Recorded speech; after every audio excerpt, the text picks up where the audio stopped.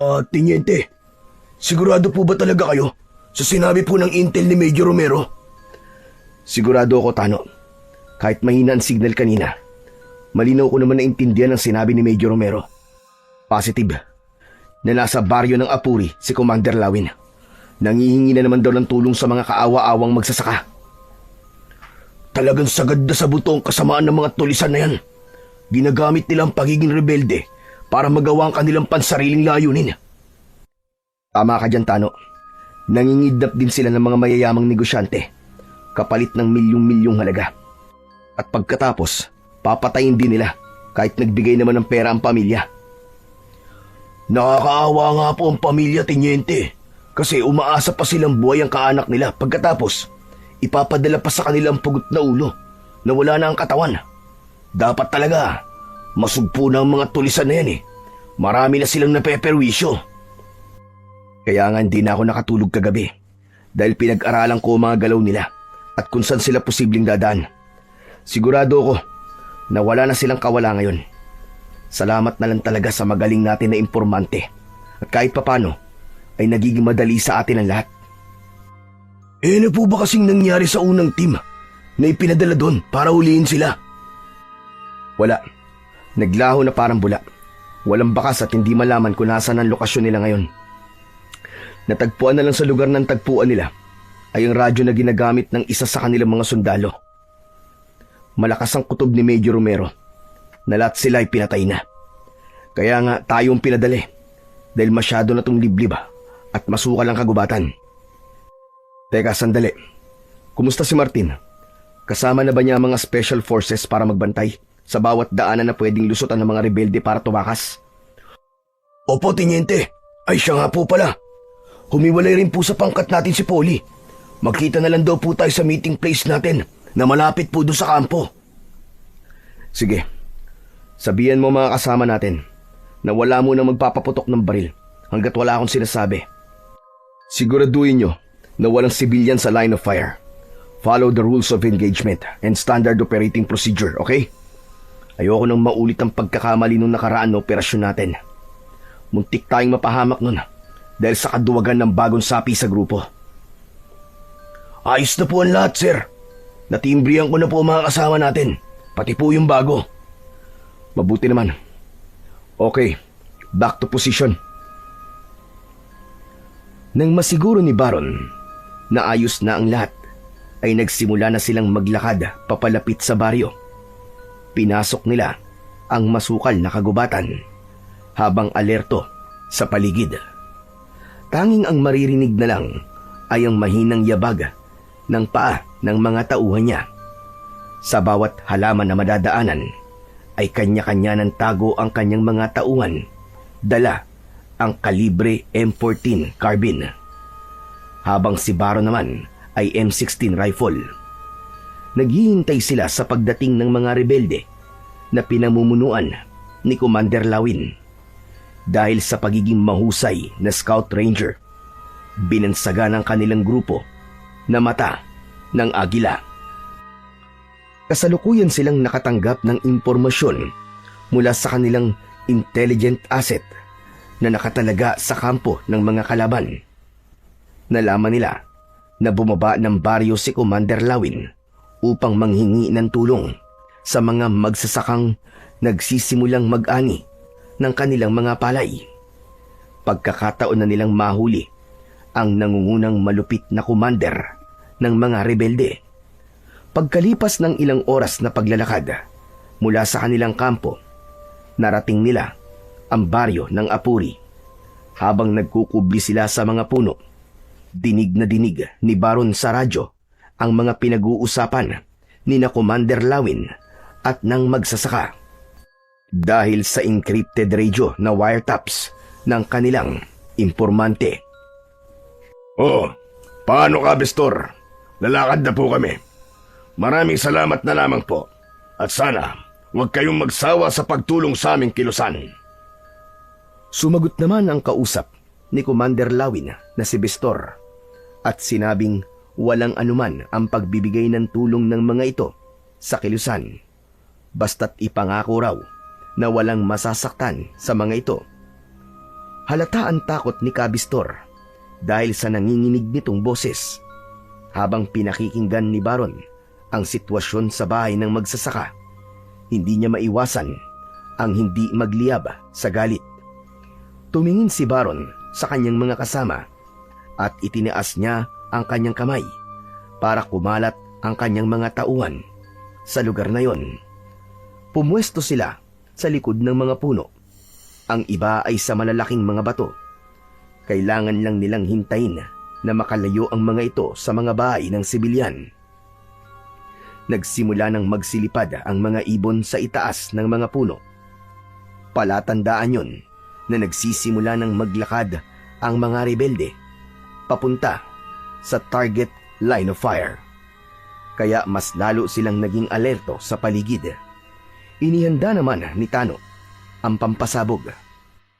Bigla na lang na nakita ni Baron ang mga rebelde na bumungad sa daan na malapit sa kanila. Isang hudyat ng pakikipaglaban nila sa mga ito. Men! Fire! Umalingaw-ngaw ang sigaw ni Baron habang naunang nagpaputok ng baril sa mga rebelde. Agad na sumunod ang kanyang mga tauhan at nangibabaw ang palitan ng kanilang putok ng mga baril. Habang si Tano naman ay nagsimula ng magpasabog sa mga kalaban. Bawat tamaan ng granada, lahat ay tumatalon dahil sa malakas na epekto ng shockwave sa kanilang pampasabog. Kasunod ng tunog mula sa M14 rifle ng mga rebelde na nakikipagsabayan sa kanila ng pag-atake. Marami ang tinamaan sa pangkat ng mga rebelde, habang sa kanya namang miyembro ay marami rin ang nasugatan. Subalit matapang silang sumugod, kaya natakot ang mga kalaban. Umatras ang mga ito habang nagtitipid sa bala. Tenyente! Sasalubungin namin sa kabila! I-cover niyo kami! Isang tango ang isinagot ni Baron sa sinabing yun ni Tano, at magkakasunod na umalingaw-ngaw ang tunog ng baril sa kanilang paligid para protektahan ito sa pagbaling sa ibang direksyon. Dinig na dinig nila ang pagganti ng mga rebelde sa kanilang mga pag-atake. Lahat ng tamaan ng mga bala mula sa mga sundalo ay marami rin ang bumabagsak at namamatay sa mga rebelde. Nagulat si Baron dahil hindi niya inaasahan na kasama ng mga ito ang mga babaeng kasapi sa kilusan. Masakit din para sa kanya na makita rin ang mga binatilyong may hawak ng baril na lumalaban sa kanila. Wala naman silang magagawa kundi ang gampanan ang kanilang tungkulin bilang isang sundalo. Si Tano na nagulat sa mga nakita ay biglang natulala at hindi magawang barilin ang mga babae at mga binatilyo. Kaya si Baron ang kumilos para sa kaibigan. Hindi ka dapat makaramdam ng awa sa kanila, Tano. Sa tungkulin natin, sila ay kaaway ng batas. Kung hindi mo sila papatayin, ikaw ang papatayin nila. Pagkatapos na sabihin yun ni Baron, ay kasabay na niyang umatake si Tano. Magkasabay silang naghagis ng granada sa mga kalaban. Umalingaw-ngaw ang ingay ng pampasabog, kasunod ng pagsambulat ng katawan ng mga kalaban. Bumagsak ang mga yun sa lupa habang naliligo sa sariling mga dugo. Habang nagpapalitan ng putok ng baril sa magkabila ang panig ng mga hukbo, nakahanap ng pagkakataon si Baron. Sumugod siya sa mga rebelde at nakita niyang tumatakbo ang mga ito ng paatras, kasama si Commander Lawin na nakatamaan pa niya ng paningin. Hinabol niya ang mga ito at habang tumatakbo siya ay patuloy siyang nagpapaputok ng baril. Tinamaan niya ng daplis sa pisngi si Commander Lawin. Nadamay pati ang tenga nito. Dinig na dinig niya ang pagmumura nito. Hayop ka, Tenyente! Gaganti ako! Papatayin kita! Tandaan mo yan, Tenyente! Akma na sanang papuputokan niya ito ng baril nang humarang ang mga kasama nito at pinaulanan siya ng bala. Nagtago siya sa likod ng malaking bato. Doon lahat tumama ang mga bala. Halos mabingi siya sa putok ng matataas na kalibre ng baril ng mga rebelde. Nang tumahimik, ay muli siyang lumabas sa kanyang pinagtataguan at gaganti sana ng pagpapaputok. Ngunit wala na si Commander Lawin. Nakatakas na ang mga ito. Napasuntok sa bato si Baron dahil sa labis na pagkadismaya, habang si Tano naman ay inunahan na natutukan ng baril ang dalawang naiwan na rebelde. Tigil! Akin na mga baril nyo! Baba nyo! Baba! Akin na! Sige! Lakad! Patulak nitong pinaglakad ang mga nahuli nilang rebelde. Ang iba naman ay sobrang mga bata pa at karamihan sa kanila ay mga babae. Nasawi ang mga ito sa labanan. Iginala nilang lahat ang kanilang paningin sa pinangyarihan. Marami sa kanyang mga sundalo ang nangamatay. Ngunit mas marami ang nalagas sa tauhan ni Commander Lawin. Malungkot na ibinaba ni Baron ang kanyang baril. Sa pangalawang pagkakataon ay nabigo na naman siyang mahuli ang pinuno ng mga rebelde. Maya-maya pa ay lumapit sa kanya si Tano. Tiniente, anong gagawin po natin sa kanilang mga katawan? Mag-report ka muna sa headquarters. Sige na, ikaw nang bahala. Sige po, Tiniente. Agad na sumunod sa kanyang utos si Tano. Pero bago yun, ay pinagmasdan niya ang mga batang namatay sa labanan. Nalulungkot siya na sa ganong edad ay winakasan ng karahasan ang buhay ng mga ito. Pagkatapos nilang magwagi sa labanan, nagbayad sila sa may-ari ng mga kalabaw na magdadala sa munisipyo ng mayor ng baryo ng Apuri dahil marami ang mga namatay na rebelde. Sa pagdaan nila sa mabatong kalsada ay halos pagpiestahan sila ng mga tao. Habang naglalakad ay napansin ni Baron na bakas sa mukha ng mga tao ang galit. Mukhang mas pinapanigan pa ng mga ito ang mga rebelding pinamumunuan ni Commander Lawin. May ilan pa na naririnig niyang pumatay na naman daw ang mga lisensyadong sundalo na walang awang pumapatay ng sibilyan. Pagkalipas ng ilang sandali ay ipinarada nila ang mga patay sa harap ng munisipyo. Nakita ni Baron na nakaabang na sa kanila si Mayor Castro. Sumaludo muna siya rito bago nagsalita. Sir, kayo na po ang bahala sa kanila.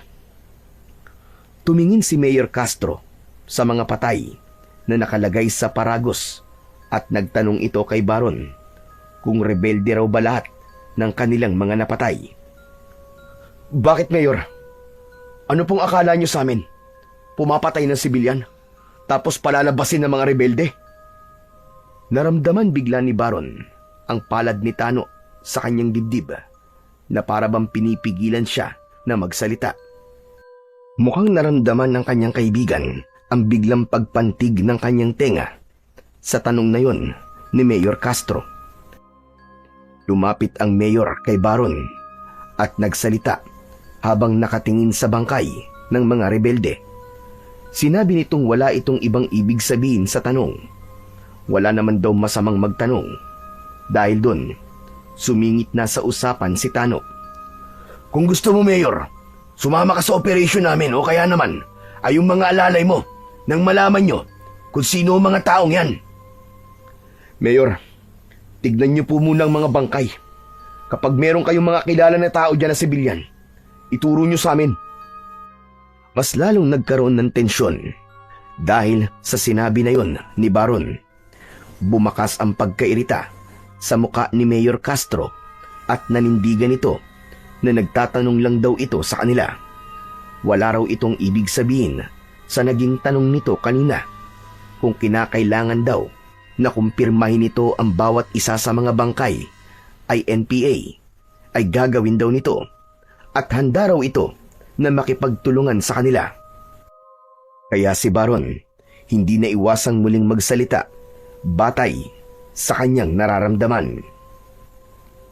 Hindi po kaya, Mayor, pati kayo ay tinatakot na rin ni Commander Lawin?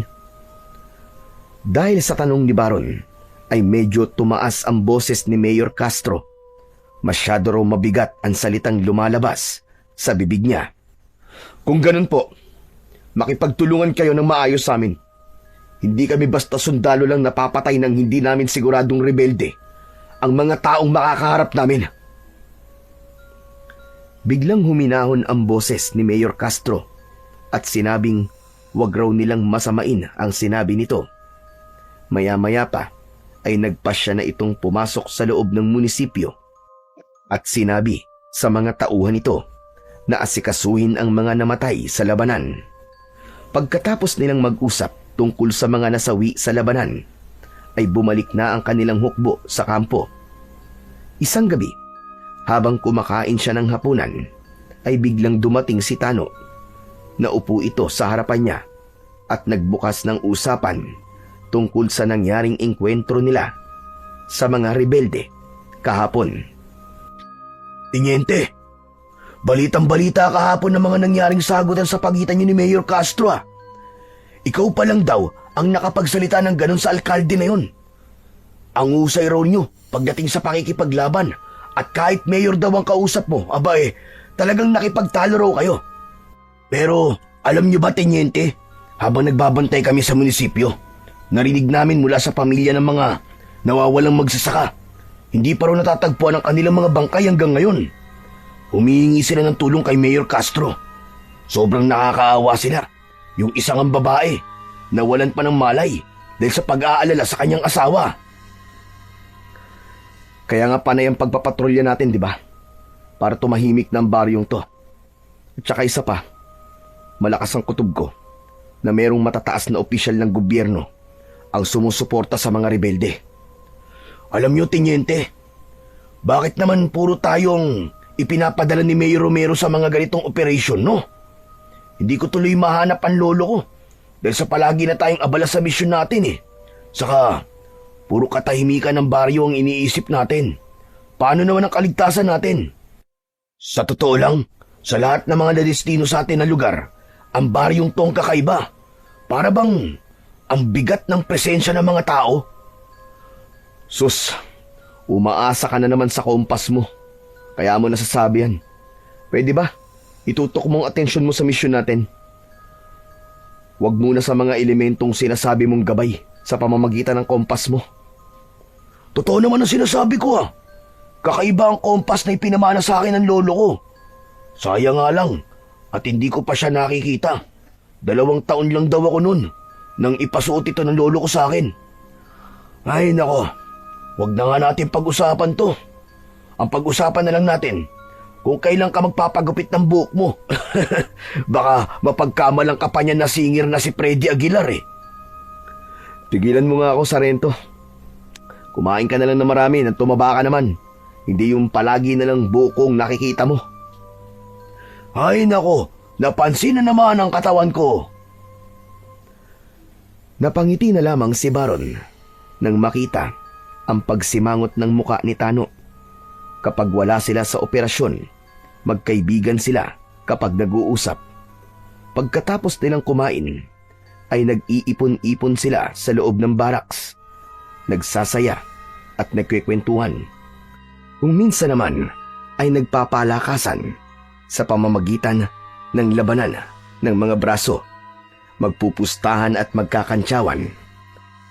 Masaya ang pangkat ni Baron at kung minsan ay nalilibang siyang kasama ang kanyang mga tauhan at sanay na siya sa kakulitan ng mga ito.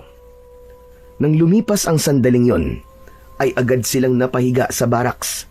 Dala ng pagod, ay agad na nakatulog si Baron.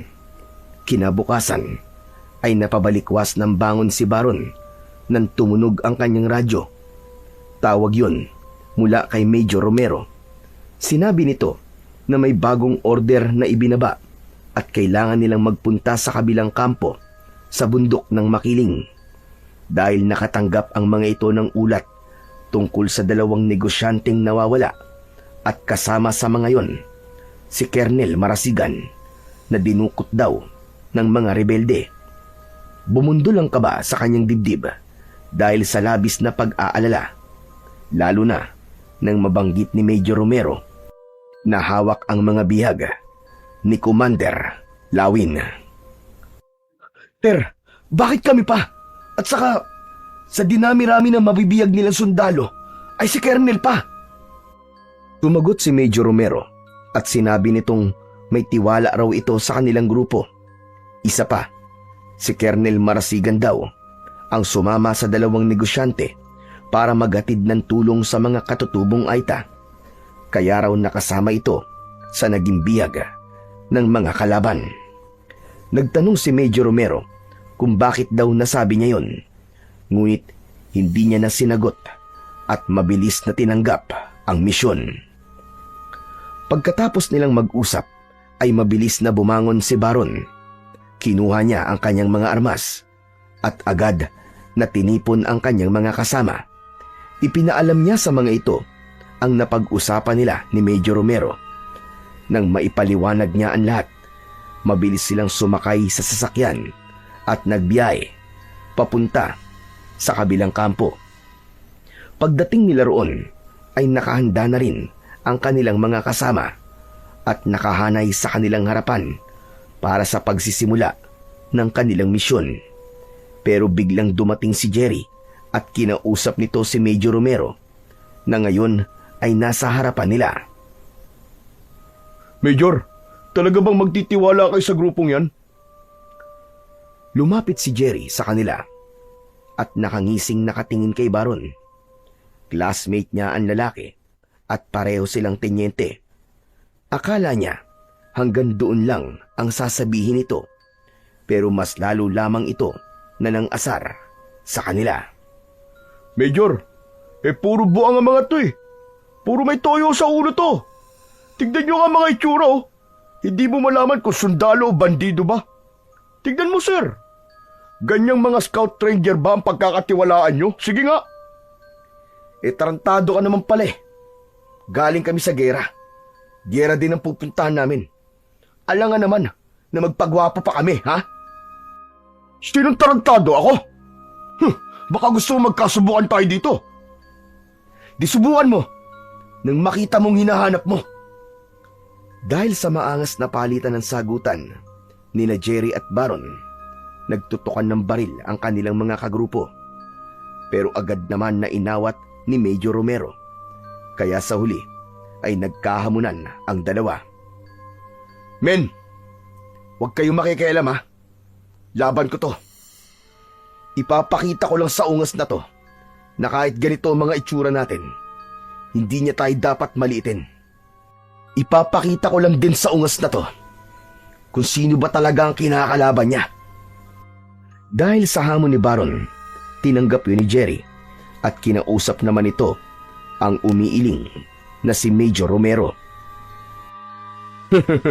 Major Romero, narinig mo ah. Mga ginoong laban to. Lalaki sa lalaki. Walang aawat sa inyo. Susubukan ko lang kung hanggang saan ang tapang nito. Sige, dun tayo sa tabi ng dagat. Kayo, sumama kayong lahat sa amin. Panoorin nyo kami para may matutunan naman kayo. Pumayag naman si Major Romero sa hamunan ng dalawang tenyente habang naghuhubad sila ng uniforme at baril. Hanggang sa matira na lamang ay ang kanilang damit na pangloob. Lumayo sila at naghanap ng mas magandang pwesto na paglalabanan nilang dalawa, habang si Tano naman ay bakas sa anyo nito ang matinding pag-aalala. Pero walang nakapigil sa dalawa. Hinubad pa lang ni Baron ang suot niya ay inunahan na siya ni Jerry.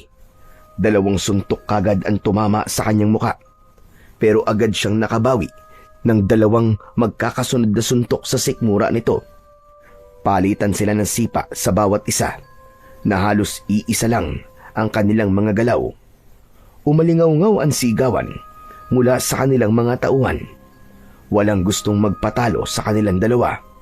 Kung ilang suntok ang tumama sa muka ni Baron, ganon din ang bawi niya ng suntok na tumatama naman kay Jerry. Si Tano ay may pagtalon pa habang ipinagmamalaki si Baron. Sige sir, banatan mo! Patikimin mo ng malupit! Yan, uppercut! Sige sir! Nang mabawasan ang kayabangan yan, banatan mo! Habang patuloy sa pagsusuntukan ang dalawa, ay natigil ang mga to nang pareho silang bumagsak sa buhangin. Nagkatitigan sila ng matalim habang namumula ang mga muka. Ang buong akala ng lahat ng kanilang mga kasama na ipagpapatuloy pa nila ang labanan, pero gumuhit ang matamis na ngiti sa kanilang labi. Sabay apir at suntok sa bawat kamao ng bawat isa. Nagyakapan na parabang matagal na hindi sila nagkita. Hayop ka pa rin, Baron! Hindi ka pa rin nagbabago ah! Parang medalist ka pa rin! Talaga mabigat kang kalaban pagdating sa harapan. Kumusta pare? Matagal tayong hindi nagkita. Ikaw rin naman. Ang laki ng pinagbago mo. Mahusay ka ng mang-asar. Pagkatapos nilang magbatian sa isa't isa, ay hinarap nila ang kani-kanilang mga tauhan. Bakas pa rin sa mukha ng mga ito ang labis na pagkabigla. Men, pasensya na kayo ah. Ganito lang talaga kami magbatian ni Teniente pag nagkikita. Nagkakatuwaan. Nag-aaway muna bago nag-uusap ng matino. Umalingaw-ngaw ang halakhakan nila Baron at Jeffrey, habang ang kani-kanilang kagrupo naman ay napapailing na lang sa kalokohan ng dalawa. Napaniwala nila ang mga ito na totoo ang kanilang paglalaban. Si Baron ang unang nagsalita at ipinakilala si Jerry sa kanyang mga tauhan. Men, ipinapakilala ko sa inyo si Teniente Jerry Arellano. Siya ang kaibigan at classmate ko. Makakasama natin ang grupo niya sa misyon na to. Oh, narinig nyo na ah. Magkasangga kami. Kaya huwag na kayo magtutukan ng baril sa isa't isa. Pasensya na, napaniwala namin kayo. O paano, Baron? Doon muna tayo sa opisina. Ipapaliwanag ko sa iyo misyon natin. Naunang naglakad si Jerry, kasama ang nakangiting si Major Romero, na isa rin sa napaniwala nila. Kasunod si Baron, habang naiwan naman ang kanilang mga tauhan. Nahabol ang tingin sa kanila. Pagpasok naman ng magkaibigan sa opisina nito, ay tumambad sa kanilang paningin ang whiteboard at lamesang may mga sketch ng military planning ng mapa ng kampo ni Commander Lawin, kung saan ay nakadetalye ang bawat lugar na posibleng pinagdalhan sa mga bihag. Mariin na pinagmasdan ni Baron ang bawat point na daanan ng mga rebelde at kung paano ito papasukin. Nakita niya na bukod sa kuta ni Commander Lawin, katabi nito ang kuta ni Calando na itinuturing na isa sa pinakamalaking kuta ng mga rebelde. In this area, may pinadala akong isang team para hanapin sina Colonel Marsigan at ang dalawang negosyanteng dinukot nila. Pero hindi na sila nakabalik.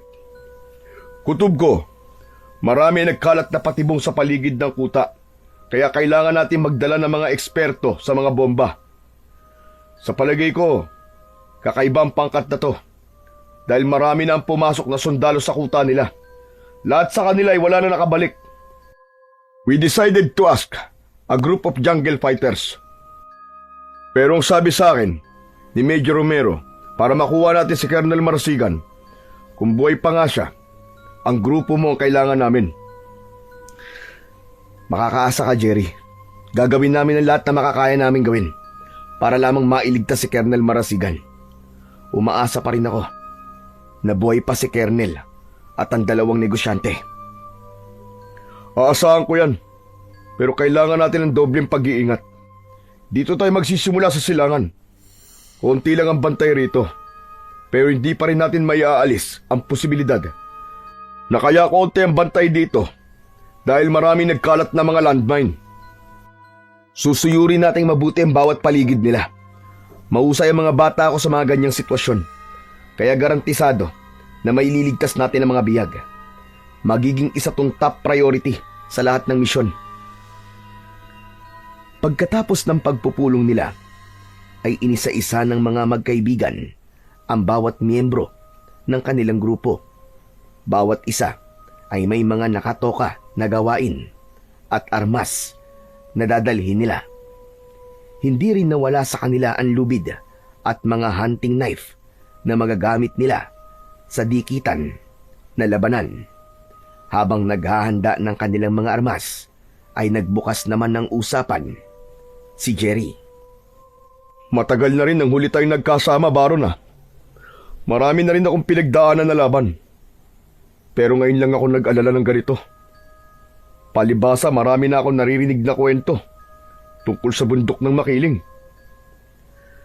Bakit ka naman paapekto sa mga kwento lang? Isa pa, hindi tayo pababayaan ng Panginoon Diyos. Palagi ka lang magdasal. Palagi naman ako nagdadasal eh. Kaya nga hanggang ngayon, buhay pa ako. O ano, kumusta nga pala ang paghahanap mo sa tatay mo? May balita na ba? Nahanap mo na ba siya? Oo, natagpuan ko na siya. Pero hindi ko pa siya nakikita at nakakaharap. Alam mo, bilib ako sa'yo, Baron. Biruin mo. Hindi alam ng tatay mo na may anak sila ng nanay mo. Pero, hinanap mo pa rin siya. At hindi ka nagtatanim ng sama ng loob sa kanya. Para saan naman kung magagalit pa ako sa kanya, di ba? Isa pa, wala naman siyang kasalanan eh. Ang hiling ko lang, magkita kami at malaman niya na anak niya ako. Para naman, madala ko na ang apelyido niya. Ikaw ba? Kumusta ka naman? Eto, miss ko nang samahan natin. Kaya nga malakas ang loob ko ngayon eh. Dahil makakasama na ulit kita sa misyon. Sa misyong to, magkasama na tayo. Mas matibay na ngayon dahil matitinik ang mga kasama natin. Titano, kaibigan ko rin siya at magkakasundo kayo nun. Mahilig din yun sa mga kwentong medalyon, agimat at mga elementong nagmula pa sa sinaunang panahon. Talaga palang magkakasundo nga kami. Hanggang ngayon, yun pa rin ang hilig ko eh. Teka Baron, wala pa ba? Walang ano, babae? Wala nga magkagusto sa akin eh. Gwapo naman ako, matangkad, at malupit pagdating sa pakikipaglaban. Ano? Ibig mo sabihin, sa dinami-rami na nagkakagusto sa'yo, wala ka pa rin napipili? Aba, pambihira ka naman pare. Ang hina mo naman pagdating sa babae. Kapag sa labanan, sugod ka ng sugod, pero sa babae, atras ka yata ng atras. Puro ka talaga kalokohan eh. Siyempre iba yun no? Bakit ikaw ba? Kumusta naman ang pag-ibig mo? May anak na ako pare. At pagkatapos ng misyon natin, kukunin kitang ninong. At sisiguraduhin ko sa'yo na may makukuha din ako na ninang na makakatuwang mo at magugustuhan mo, kumpare. Huwag ka na mag-abala at baka pikutin pa ako ng ninang na mahanap mo. Hindi yun. Tsaka may naisip na kagad ako para sa'yo. O paano? Mauna na ako sa labas ha. Isang tango ang itinugon ni Baron sa sinabing yun ng kaibigan niyang si Jerry. Tinapik siya muna nito sa balikat bago lumabas ng barracks. Kaya naman, sumunod na rin siya rito at kinausap ang kanilang mga tauhan. Nang handa na ang lahat, nagsalita si Baron habang nasa tabi niya si Jerry kasama si Major Romero. Attention!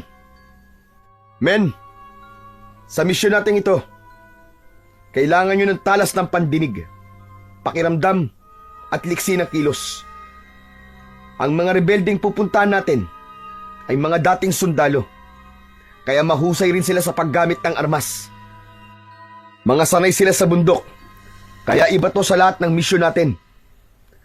Handa ba kayo lahat? Sir, yes sir! All right men, let's move out! Move, move, move! Let's go! Isa-isa na silang sumampa sa kani-kanilang mga sasakyan. Inihatid naman sila ni Major Romero hanggang sa gate ng kampo. Bago tuluyang sumampa sa sasakyan si Baron, ay kinausap muna niya si Major Romero na nakatayo sa harapan ng sasakyan. Salamat, sir. Aalis na po kami. Tumango si Major Romero bilang tugon kay Baron. Sakay ng military truck ay binagtas nila ang daan papunta sa bundok ng Makiling. 2 oras ang naging biyahe nila para makarating doon. Hindi nagtagal ay narating na nila ang lugar. Matagal nilang pinagmasdan ang tahimik na gilid ng kakahuyan, paakyat ng bundok. Saka sila nagsimula sa paglalakad, papasok sa malawak na kagubatan. Tahimik sila na binabagtas ang daan. Ayon sa mapa, sa mismong kinaroroonan ng pinakamalalaking kuta ng mga rebelde, yun ang pinakaligtas na daan na pwede nilang madaanan upang hindi sila mapansin ng mga rebelde. Pagkatapos ng ilang oras nilang paglalakad, ay narating nila ang tuktok ng isang burol. Mula sa tuktok ng burol, ginamit ni Baron ang kanyang teleskopyo at sinipat ang kinaroroonan ng kuta ng mga rebelde. Malapit na tayo. Tara! Tano, ikaw ang magdala ng radyo. Mag-iingat kayong lahat. Sa dami ng mga landmine na ninakaw ng mga rebelde sa mga kasama ni Colonel, natitiyak kong baka nakakalat ang mga yon sa paligid ng kuta nila. Kaya doble ingat kayong lahat. Sige, Tenyente. Ikaw rin, mag-iingat ka. Teka, Tano. Talaga palang dinala mo pa ang lumang kompas na yan, ha? Bakit naman, Tenyente? Malaki naman ang maitutulong nito sa paglalakbay natin. Lalo na't kagubatan ang papasukin natin, hindi ba? Marami raw kasing nagkalat na mga masasamang elemento sa kagubatan. Lalo na kapag hindi madalas pinapasok ng mga tao. Mabuti na yung kahit papano ay dala ko to. Naniniwala kasi ako na nakakasagap din ito ng enerhiya na mula sa mga elemento. Puro ka talaga kalokohan eh. Panay ang pagpapaniwala mo sa mga kasabihan. Pabayaan mo na, partner. Madalas naman yata ang dala niya yan eh. At talagang malaki may tutulong sa atin ang kompas na yan. Nalalaman niya kasi ang tamang direksyon sa pupunta natin. Sa katotoo talaga ang kwento ng mga matatanda tungkol sa lugar na to. Kaya wag mo na siyang pansinin. Ikaw talaga, hindi ka pa rin nagbabago. Ayaw mo pa rin maniwala sa mga sinasabi ng matatanda. Sus, talagang nagkampiyan pa kayong dalawa. Nagkasundo na kagad kayo ah. Tara na nga, at baka abutan pa tayo ng gabi sa daan. Natatawa na lang si Baron nang mauna siyang maglakad sa mga ito. Dala ang kanyang baril, ay sumunod na rin ang mga ito sa kanya. Marami silang nadaanan na bahay na inabandona ng mga tao. Lahat sila ay sinuri ang paligid. Napansin ni Baron na merong kalansay sa bawat bahay. Sira ang dingding at nagkalat ang mga gamit sa lupa. Kaya lang, biglang huminto si Tano at sumigaw ito nang may natuntungan itong landmine. Nagkatinginan sila Jerry at Baron. Agad silang lumapit kay Tano. Tenyente! Landmine! Nasa kaliwang pa ako! Yan ang nga ba sinasabi ko sa'yo eh. Panay ang tingin mo sa kompas mo eh. Kaya hindi mo nakita ang landmine. Jerry, tingin mo nga. Alam kong mahusay ka dyan eh. Yumuko si Jerry para tignan ang ilalim ng paa ni Tano. Binunot nito ang hunting knife at isinuot sa ilalim ng paa ni Tano. Ang kanila namang mga kasama ay saglit na huminto sa paglalakad habang pinapanood ang ginagawa ni Jerry.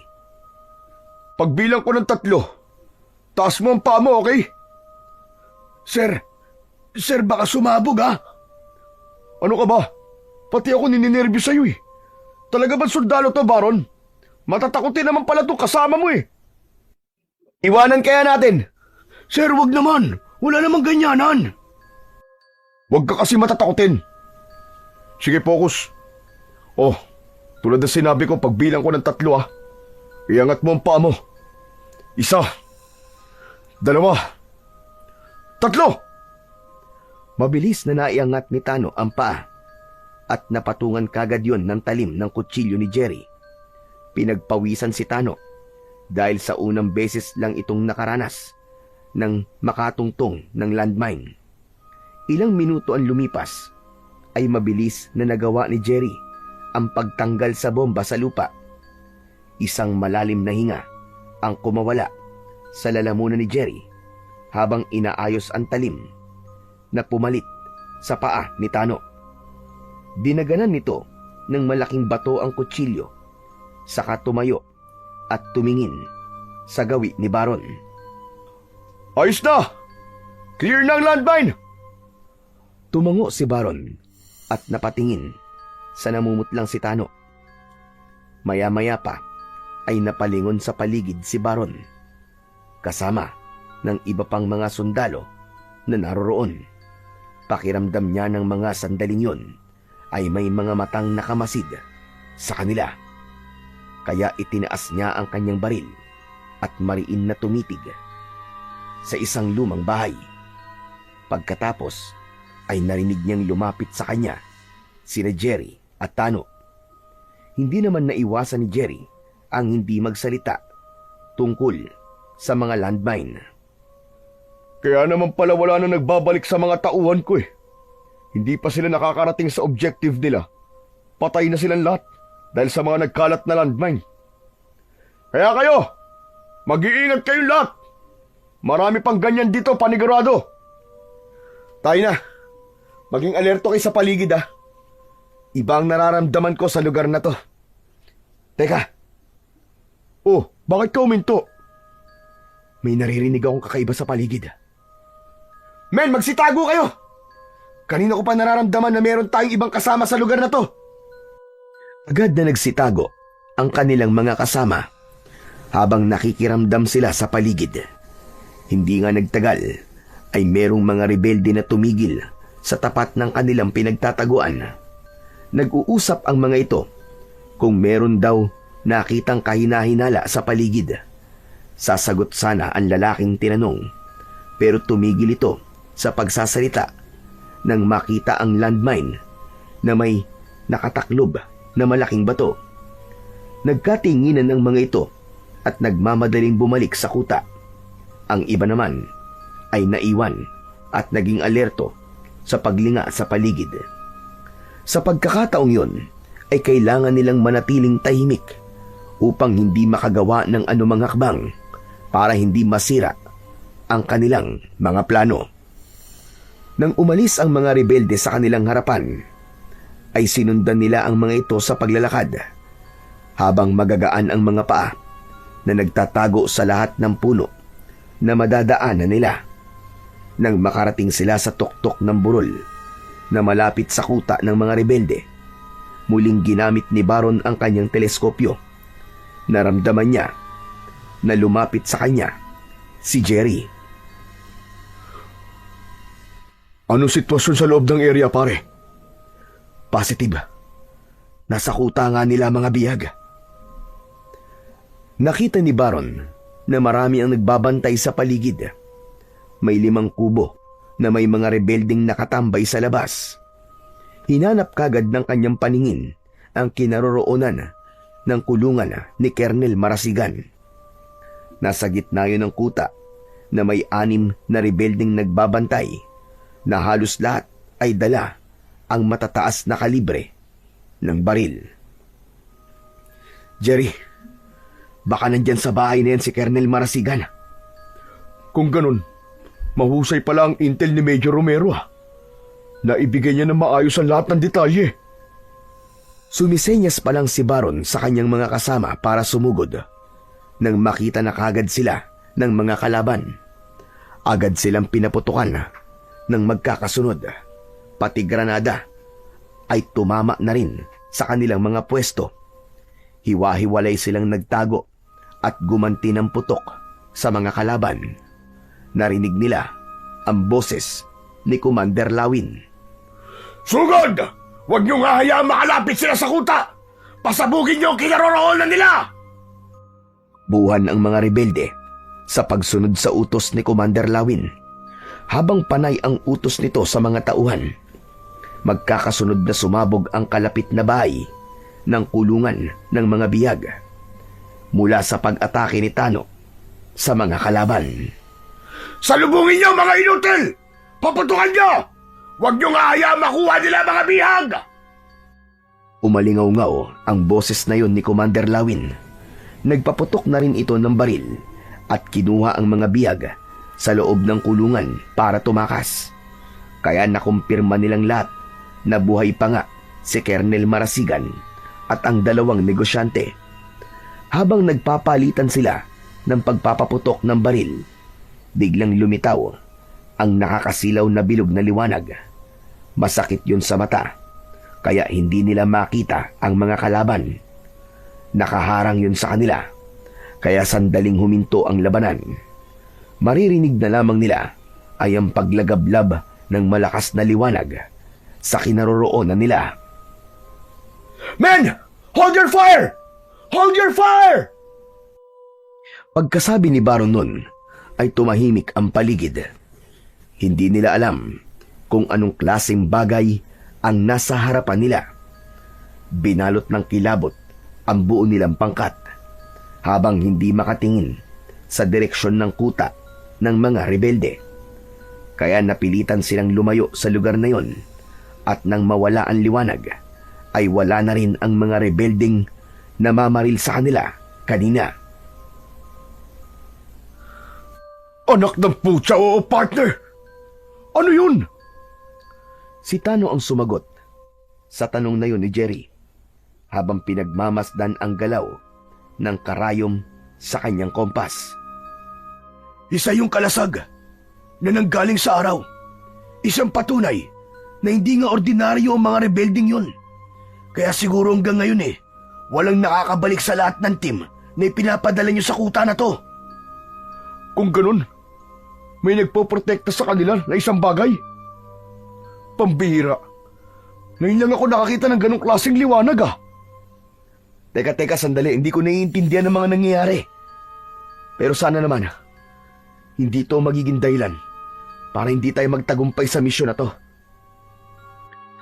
Hindi lang ito matutuklasan natin sa bundok na to. Ano nang gagawin natin? Hahanapin natin sila. Kahit pigilan pa tayo ng malakas na liwanag na yun. Maaaring lumipat ng kuta ang mga rebelding yun sa kalapit na kuta. Mas malaki yun dito. Tara na mga kasama. Kailangan nating umikot sa kabilang direksyon. Pinangunahan ni Jerry ang paglalakad papunta sa kabilang direksyon habang mas naging alerto sila sa galaw sa paligid nila. Muli nilang tinakandaan pababa ng bundok, pero mas naunang naglakad si Tano habang hindi nito inaalis ang paningin sa hawak-hawak nitong kompas. Sandali, Baron. Natitiyak kung sa kampo ni Calando sila lumipat. Mas marami ang bantay ron. Dapat, pagplanuhan natin ang mga gagawin natin. Kailan tayo makakarating sa kampo ni Calando? Baka bukas pa ng umaga. Kung ganon, may oras pa tayo para magplano. Teka, sandali lang. Parang may nararamdaman na naman akong kakaibang bagay sa lugar na to, Tenyente. Ano ka ba? Mga paniki lang yun. Tara na. Malayo pa pala ang kakailanganin natin lakarin. Kaya huwag ka na munang tumingin dyan sa kompas mo. Tama talaga ang hinala ko, Baron. Ayaw iwanan ng mga rebelde ang lugar na to. Dahil sa liwanag na lumitaw kanina, natitiyak kong may kakayahan nga si Tano na maramdaman ang kakaibang presensya na yun. Anak ng partner, pati ba naman ikaw? Huwag niyo na nga isali ang elementong nakita natin kanina sa misyon natin. Pero Tenyente, totoo sinasabi ni Sir Jerry. May mga nangyayaring kababalagan sa lugar na to. Kaya siguro, hindi maiwan ng mga rebelde ang lugar na to. Bakit, Tano? Ano ba talaga nararamdaman mo sa lugar na to? Sige nga, sabihin mo. Isang presensyang may kinalaman sa mga masasamang elemento na hindi taga rito. Taga-ibang lugar na nagbabantay sa mga rebelde. Habang nag-uusap silang lahat, ay biglang tumakbo ang isang sundalo sa likod ni Baron. Matagal niya nang alam na traidor ang isang sundalo na kasama nila. Kaya nga madalas silang nagtatagumpay sa laban dahil ginagamit niya itong patibong sa mga kalaban para maliin ang impormasyong ibinibigay nito sa mga rebelde. At dahil tumakbo ang lalaki, pinaputukan ito ng baril ni Tano. Pinigilan naman ni Baron ang kanyang kasama. Wag! Huwag mo siyang papatayin. Kailangan natin siya ng buhay. Malaki ang maitutulong niya sa atin. Pero hindi nakinig si Tano at sinigawan ang lalaki. Pinahihinto nito sa pagtakbo ang lalaki pero hindi ito tumigil. Isang pagpapaputok ng baril ang muling umalingaw-ngaw sa paligid. Mabuti na lang at hindi ito tinamaan. Tano, di ba sabi ko sa'yo? Kailangan natin siya ng buhay. Bakit ka nagpaputok? Tiniente, traidor siya. Espiya ng kalaban. Bakit hindi natin siya papatayin? Dahil kailangan natin siya ng buhay. Bakit bubuhayin pa siya, Baron? Kapag nakarating yan sa kampo ni Calando, madidisgrasya si Colonel Marasigan, pati ang dalawang negosyante. Malalaman niya ang plano natin. Matagal ko nang alam na espiya siya sa pangkat ko. Pero ilang beses ko na rin siya nagamit na hindi niya nalalaman. Halina kayo. Susundan natin siya. Mabilis ang kanilang takbo na sumunod sa lalaking tumakbo kanina. Pagkalipas ng ilang sandali ay narinig nila ang malakas na pagsigaw. Boses ng lalaki na takot na parabang kinakatay. Kaya naman, mabilis silang tumakbo para puntahan ang kinaroroonan ng ingay. Subalit tumambad sa kanilang paningin ang patay na katawan ng sundalong tumakbo kanina. Nagkaluray-luray ang katawan nito at nagkalat ang lamang loob sa lupa. Napaatras ang mga sundalo at sabay-sabay na luminga sa paligid. Nalaman nila na nasa gitna sila ng maliit na baryo na walang ni isa mang tao na nakatira. Kita rin niya ang tumalsik na mga dugo sa katawan ng puno na malapit sa bangkay ng sundalo niya. Baron, halika tignan mo. Sa katawan ng mga puno, parang sinadyang ilagay ang mga dugo. Nilapitan ni Baron ang itinuturo ni Jerry. Sinuri niya ang dugo at nalaman niyang dugo ngayon ng tao. Subalit ibang tao na ang may-ari. Halatang ilang araw na yon na nakadikit sa katawan ng puno. Dugo nga ito ng tao. Naglalagay sila ng dugo ng tao sa bawat puno. Dahil sa sinabi na yon ni Baron, ay nagsalita si Tano habang bakas sa mukha nito ang matinding pag-aalala. Isang nilalang ang umatake sa sundalong to, Tiniente. Siya ang presensyang nararamdaman ko kanina. At ang mga dugo sa puno ay isang palatandaan na naubos niya ang lahat ng mga taong nakatira rito. Sa makatuwid, iniisa-isa ng nilalang ang pagpatay sa lahat ng mga tao rito. Kung ganun, totoo nga sinasabi ni Tano, Baron. Dapat na natin seryosohin ang mga nangyayari. Bumundol ang kaba sa dibdib ni Baron nang marinig ang sinabi ni Jerry. Inilabutan siya nang makita ang nagkalat na piraso ng katawan ng sundalo kanina. Kaya naman, tahimik silang umalis sa lugar na yon. Sa paglalakad nila sa kabilang direksyon, ay nakakita na naman sila ng mga dugo sa katawan ng mga puno. Kaya sinuri nila ang bawat itaas ng mga puno na naroroon. Pero wala naman silang nakitang ibang nilalang. Yumuko si Tano at muling sinuri ang dugo sa kahoy. Ang bihira! Dugo nga rin ito ng tao, sir. Ang pumatay dito ay ang nakita ko at naramdaman ko sa aking meditasyong kompas. Kakaiba ang lugar na to. At sa aking palagay, sir, hindi lang mga rebelde ang kalaban natin dito. Diretsay mo na nga ang pagpapaliwanag mo, Tano. Dahil naniniwala na ako sa mga pinagsasasabi mo ngayon. Tanga lang ang iisipin na tao pa ang may gawa nito sa mga bangkay na nadaanan natin kanina. Isang halimaw, sir. Isang halimaw na may kakaibang lakas ang kalaban natin. Mga aswang. Mga aswang na kumakain ng laman loob ng tao. Sang-ayon ako sa sinasabi ni Tano, partner. Kanina bago tayo tinakbuhan ng sundalo mo, nalata ko sa kanya ang takot nang pag-usapan natin ang tungkol sa nilalang na nararamdaman ni Tano. Kaya kung hindi lang rebelde may gawa nito, natitiyak ko na isang nilalang ang nagbabantay sa kuta nila. At yun ang dahilan kung bakit malakas ang loob nilang gumawa ng kasalanan. Ngunit ang elementong nararamdaman ko ay may kakayahang maging isang normal na tao.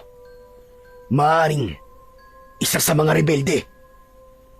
Kung ganun, mas kailangan talaga natin ng dobling pag-iingat. Men, mag-iingat tayo. Mukhang ibang klase ang makakalaban natin. Tara na! Kailangan na nating magmadali. Buong araw silang naglakad hanggang pagsapit ng gabi. Saka lang sila saglit nagpahinga. Habang si Tano, magmula nang mangyari ang mga nararamdaman nito, ay palagi na itong nakaupo at nakapikit.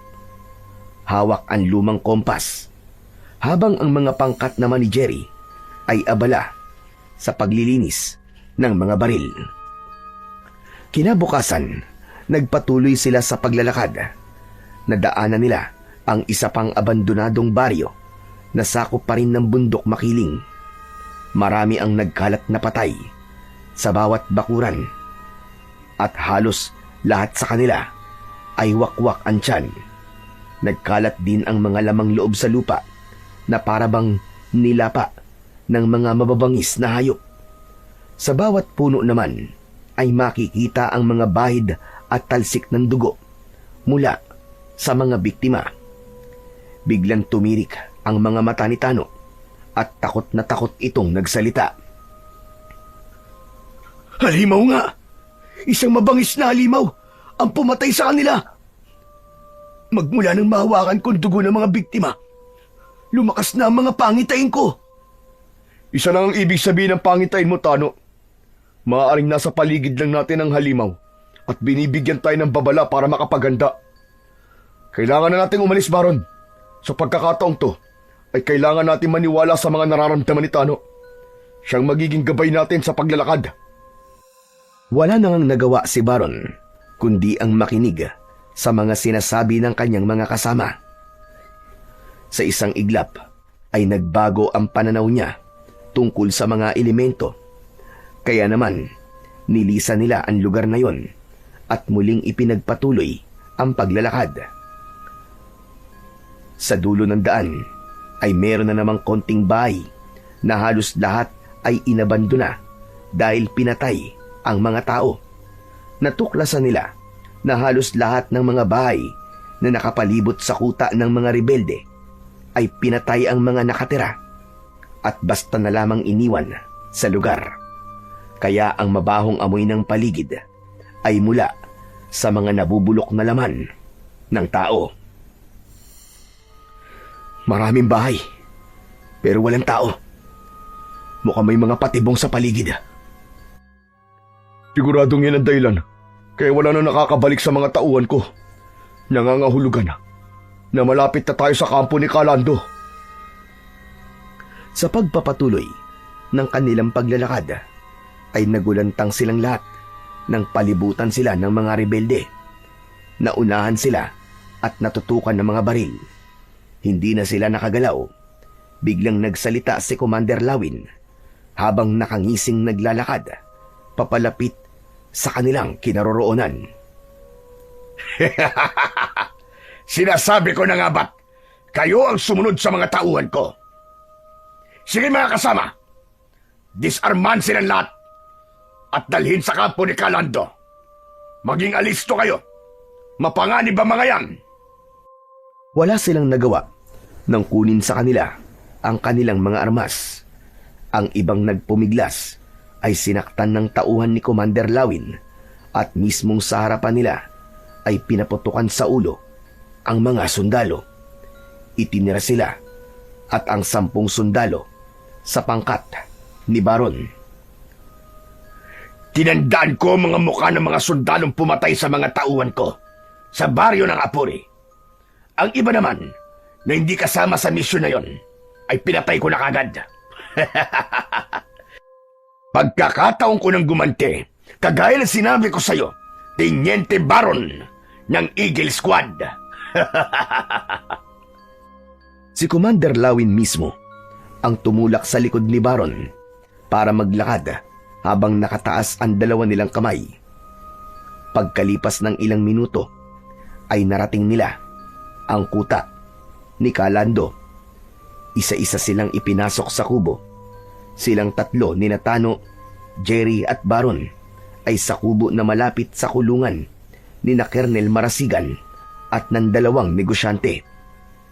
Sa kabila ng pagkakahuli sa kanila, agad na sinuri ng palihim ni Baron ang kalagayan ni Colonel Marasigan. Nakahinga lang siya ng maluwag nang makitang ilang pasalang sa muka ang tinamo nito, habang ang kanyang dibdib ay para ng binabayo ng maso dahil sa labis na pag-aalala. Maya-maya pa ay naramdaman niya ang pagpalo ng baril sa kanyang dibdib, pero matapang siyang humarap sa mga kalaban. Mga hayop kayo! Pakawalan nyo kami rito! Pakawalan nyo kami! Kahit na anong pagpupumiglas nila, ay tawa lang ang naririnig nila mula kay Commander Lawin. Sige, igapos sila! Pahirapan nyo hanggang magmakaawa! Hindi mo kami mapapasuko kahit pahirapan nyo pa kami! Pabayaan mo lang sila, Tano. Hindi naman magtatagumpay ang mga yan eh. Ang mahalaga, nalaman natin na buhay pa si Colonel Marasigan. Isasabay namin sila sa pagpapahirap sa inyo. Lintik lang ang walang ganti. Lalo na sa'yo, Teniente Baron Salvador. Ikaw ang nagpabagsak sa kabilang kampo at ikaw rin ang bumira sa mga tauhan ko. Kaya mararanasan mo ngayon ang hirap na hindi mo pa natitikman sa buong buhay mo. Hindi ka magtatagumpay, hayop ka. Hindi mo ako mapapabagsak. Huwag mong saktan ng mga biyag. Bakit hindi ka lumaban sa akin ng patas? Tayo lang dalawa. Huwag ka na magdamay ng iba pa. Hindi ako tanga para maniwala sa mga taktika mo. Sige na, igapos sila!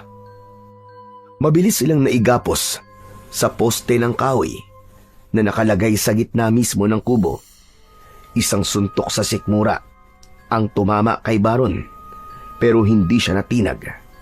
At kahit naigagapos na ang kanyang mga kamay, ginagamit naman niya ang kanyang ulo para untugin ang ulo ng dalawang lalaki na nagtatali sa kanya.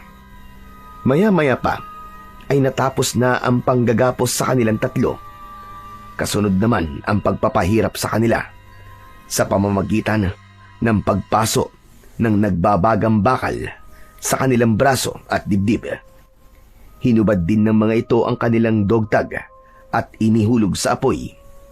Nang matapos ang mga ito sa pagpapaso sa kanilang katawan, binunot naman ng mga ito ang kuko sa kanilang hinlalaki. Walang kasing sakit nang matanggal ang kuko ni Baron, ngunit hindi siya sumigaw para magpakita ng kahinaan at pagsuko. Tiniis niya ang pagpapahirap sa kanila ng mga tauhan ni Commander Lawin. Nanginginig ang kanyang katawan na nilalabanan niya ng titigan. Si Commander Lawin. Dagdagan niyo pa ang pagpapahirap sa kanila. Matitibay ang mga yan dahil sanay sila sa mabigat na training. Ako naman ang bahala kay Teniente Baron. Sige, ilabas ang matapang na yan. Ano gagawin niyo kay Teniente? Teka, ano gagawin niyo kay Teniente? Ihihiwalay ko sa inyo at pagkatapos, ibabaon namin siya ng buhay nang makabawi naman ako sa lahat ng ginawa niya sa mga tauhan ko. Halos pakaladkad na itinayo ng mga tauhan ni Commander Lawin si Teniente Baron, habang ang kanyang mga kasama, pati na ang ibang tauhan nila, ay pinahihirapan sa kabilang kubo. Dinig na dinig niya ang daing ng mga ito. Bawat sigaw ay para bang kutsilyong tumatagos sa kanyang puso habang unti-unting dinudurog. Dala ng matinding galit ay nagpumiglas siya sa pagkakahawak ng mga ito sa kanya. Kaya naman, pinalo siya ng mga ito ng baril sa ulo. Pansamantala siyang nanghina at umagos ang mainit na likido sa kanyang noo. Habang hila siya at nakayuko, napansin niya ang isang matandang lalaki na nakaupo sa tapat ng siga ng apoy. Parang inuutusan itong magluto ng mainit na tubig at tagadala ng kape sa bawat kuta. Kakaiba ang titig sa kanya ng matanda na kahit saan siya magpunta ay nakasunod ito ng tingin sa kanya. Pero dahil naipasok na siya sa maliit na kubo, saglit na nawala sa paningin niya ang matandang lalaki. Pagpasok nila sa loob ng bahay, ay isinabit naman siya ng mga ito sa isang bakal na may kalawit. Patiwarik siya nitong isinabit at pinaghahampas ng 2x2 sa katawan. Habang wala siyang suot na pang-itaas na damit, kaya damang-dama niya ang sakit sa bawat pagtama ng kahoy sa kanyang kalamnan, sa dibdib at likod. Pero tiniis niya ang sakit. Ni daing ay walang lumabas sa kanyang bibig. Matigas ka, ha? Sayang naman ang katapangan mo. Mamamatay ka lang ng maaga. Halos tumagal ang pagpapahirap sa kanya ng 3 oras bago siya dinala sa kakauyan. Anong gagawin niyo? Anong gagawin niyo sa akin? Saan niyo ako dadalhin? Sisistedsahan ka na namin. At ako mismo ang maglilibing sa'yo ng buhay. Halos humalik sa lupa si Baron nang bitiwan siya ng mga tauhan ni Commander Lawin. Masasakit ang kanyang katawan na hindi niya na talaga maigalaw kahit ang kanyang mga kamay. Halos mapuno ang kanyang katawan ng pasa at sugat. Maya-maya pa ay napayuko sa kanyang kinahihigaan si Commander Lawin at inilabas nito ang isang punyal. Sinaksak siya nito sa balikat habang iniikot-ikot pa nito ang talim sa kanyang laman. Pagkatapos ay kumagat ito sa sugat niya at naramdaman ni Baron ang paghigop nito sa kanyang dugo. Doon na siya napasigaw ng malakas dahil sa labis na sakit. Pakiramdam niya ay unti-unting inuubos nito ang kanyang dugo. Bumaon ang kuko nito sa kanyang braso na parabang sarap na sarap pa ito sa lasa ng kanyang dugo. Bitiwan mo ako, halimaw ka! Bitiwan mo ako! Tama na! Tama na! Patayin mo na lang ako! Huwag mo na akong pahirapan! Tama na! Biglang tumayo si Commander Lawin habang nakangisi. Ipinakita pa nito na dinilaan nito ang punyal na may dugo at sinaid yun na parabang isang gutom na nilalang. Bigla rin napansin ni Baron na nagbago ang kulay ng mga mata ni Commander Lawin. Kaya't natigilan siya. Hindi siya maaaring magkamali. Si Commander Lawin ang kakaibang nilalang na nararamdaman ni Tano. Hayop ka! Sinasabi ko na nga ba't isa kang halimaw? Hindi ka totoong tao! Kampong ka ni Satanas! Bakit parang natatakot ka na yata? Hindi mo pa nga nakikita ang totoo kong anyo. Nanginginig ka na sa takot. Hindi ako natatakot sa iyong demonyo ka. Nanginginig ang katawan ko ng dahil sa labis na galit. Lalo pa na nakita ko kung gaano ka kasama. Pagsisisihan mo to. Pagbabayaran mo ang lahat ng to. Huwag ka nang magbanta. Hindi ka naman na mabubuhay sa gagawin namin sa'yo. Naramdaman ni Baron ang pag-angat ng kanyang katawan sa lupa hanggang sa ihulog siya sa kwadradong kulungan na nakalubog sa hukay. May tubig yun na halos magkulay pula dahil sa dugo ng mga taong una na nitong pinatay sa hukay na yun. Ang ilan doon ay ang mga kasama niya sa pangkat, kaya mas lalo siyang nagalit at nagwala. Naramdaman niya ang malamig na tubig bago sinimulan ng mga ito na tabunan ng lupa ang kinaroroonan niya. Sinubukan pa ni Baron na sirain ang mga harang, subalit nahihirapan siyang kumilos dahil sa nakagapos ang kanyang mga kamay.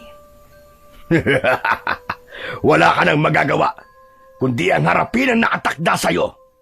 At ako naman, pagsasawaan ko na lapain ang katawan ng mga kaibigan mo. Hayop ka! Huwag mo silang idadamay! Huwag mo silang sasaktan! Huli na, dahil sa mga oras na to, nagmamakaawa na sila na patayin na lamang sila kesa pahirapan. Hindi na kayo magkikita ng mga kasama mo. Wala nang makakabalik sa inyo ng buhay. Kagaya ng mga nauna, wala na sundalo pa ang makakaligtas sa akin ng buhay. Nang matapos si Commander Lawin sa pagsasalita, ay umalis ito sa kanyang harapan habang nangingibabaw ang halakak nito sa kadiliman ng gabi. Unti-unti rin na nanlalabo ang kanyang paningin dahil sa lupang tumataklob sa kanyang kinaroroonan. Hanggang sa nahihirapan na siyang huminga dahil wala ng oxygen na pumapasok sa hukay. Ilang minuto lang ang lumipas ay naramdaman ni Baron na unti-unti na ring humihina ang tibok ng kanyang puso hanggang sa tuluyan na siyang nawalan ng malay. Nagising ang natutulog na diwa ni Baron sa mahinang pagpaypay ng dahon sa kanyang muka. Kasunod, nang naamoy niyang insenso at kamangyan sa kanyang tabi, nanatili siyang nakapikit at pinakikiramdaman ang kilos sa kanyang paligid. Masakit din ang kanyang katawan na hindi niya maigalaw. Ngunit nararamdaman niya ang mga benda sa kanyang sugat. Narinig niya ang pagtighim ng boses ng isang matanda. Kasunod ng pagsasalita nito. Nararamdaman ko, nagising ka na, iho. Salamat naman, at muling nanumbalik ang iyong lakas. Dahil sa narinig na yun ni Baron, ay napilitan siyang magmulat ng kanyang mga mata. Tumambad sa kanyang paningin ang isang pamilyar na matandang lalaki.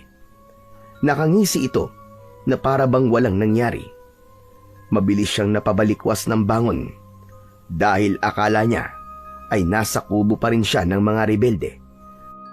Kasabay ng pagguhit ng sakit sa kanyang balikat, ay nagtanong siya sa matanda.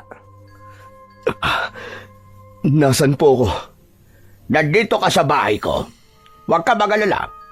Walang nakakaalam ng lugar na to. At hindi rin ito alam ng nilalang na nagbabantay sa palibot ng kuta ni Kalando. Sino po kayo? Ako si Lolo Isko, na may code name na saserdote. Nanlaki ang mga mata ni Baron nang banggitin ni Lolo Isko ang codename nito bilang isang intelligent asset na si Major Romero. Hindi siya makapaniwalang ang matandang nasa harapan niya ay ang impormante ng kanilang team. Diyos ko, hindi po ako makapaniwalang ang intel pala namin ay isang matanda. Bakit naman? May masama ba sa edad ko? Magagawa ko rin naman na makatulong sa inyo. Isa pa, may iba pang dahilan kung bakit nakikipagtulungan ako sa inyo. Yun ay ang tulungan ninyo akong puksain ang nilalang ng dilim na nagbabantay at nangangalaga sa mga rebelde. Nilalang po na nagbabantay sa mga rebelde? Iyon po ba ang mga nilalang na pumatay sa mga taong nakita namin sa mga baryo? Sa kanang liwanag na humarang sa kuta nila? O, Tenyente, tama ka. Isang nilalang na may nakakatakot na anyo na kayang pumatay ng walang kahirap-hirap. Sila ang mga aswang na nagmula pa sa kabilang dimensyon ng daigdig. Kaya naman, higit na mas mabangi sila sa ibang lahi ng mga aswang. Ang tinutukoy ko rito ay ang mga halimaw na harimodon na may lahi ng kumot. Wala silang nararamdamang awa sa kanilang mga nagiging biktima. Kaya sana ay matulungan mo ko. Paano namuhay ang mga ganong nilalang sa bundok ng Makiling, Lolo Isko? Hindi ba matagal naman na meron ng mga kwentong lumalabas tungkol sa bundok ng Makiling? Naririnig ko po mga kwento tungkol sa bundok ng Makiling. Pero dahil hindi po ako naniniwala sa mga aswang noon, binaliwala ko po lahat ng yun. Ang totoo na to, ay meron akong ipagkakaloob sa'yo na isang uri ng medalyon na magagamit mo laban sa mga nilalang na yon. Eto, tanggapin mo.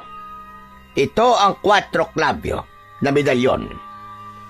Hinubad ni Lolo Isko ang suot nitong medalyon at ibinigay yon kay Baron.